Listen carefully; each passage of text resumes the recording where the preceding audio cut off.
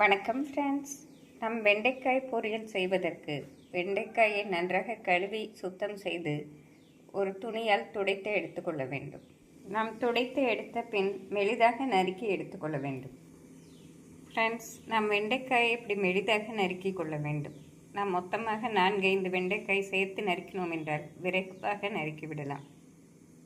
நாம் வெண்டைக்காயை இப்படி மெலிதாக நறுக்கி இப்பொழுது கடாயில் வதக்கி விடலாம்.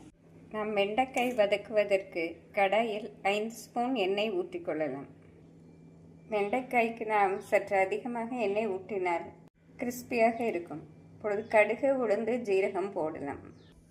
நாம் கடுகு பொரியவும் நறுக்கிய வெங்காயம், பச்சை மிளகாய், கறிவேப்பிலையை போட்டுவிடலாம். நாம் வெங்காயம் போடவும் வெண்டைக்காயும் சேர்ந்தே போட்டுவிடலாம்.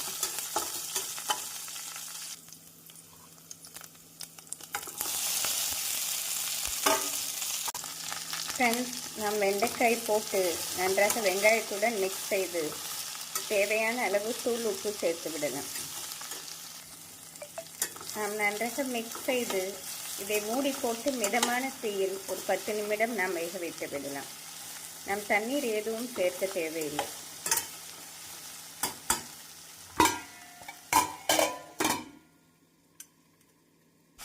ஃப்ரெண்ட்ஸ், ஒரு 5 நிமிடத்தில் வெண்டைக்காய் இந்த அளவு வதங்கி இருக்கும்.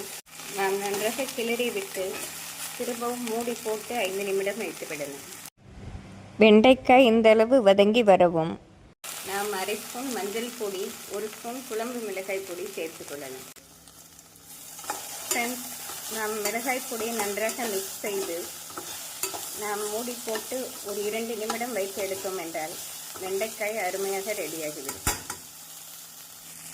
ஃப்ரெண்ட்ஸ், வெண்டைக்காய் உதிரியாக நன்றாக வெந்து வந்துவிட்டது. இப்பொழுது நாம் அடுத்து ஸ்விட்ச் ஆஃப் செய்து விடலாம். ஃப்ரெண்ட்ஸ், சுவையான வெண்டைக்காய் பொரியல் ரெடி. இது வெறும் தயிர் சாதத்துடன் வைத்து சாப்பிட்டாலே மிக சுவையாக இருக்கும்.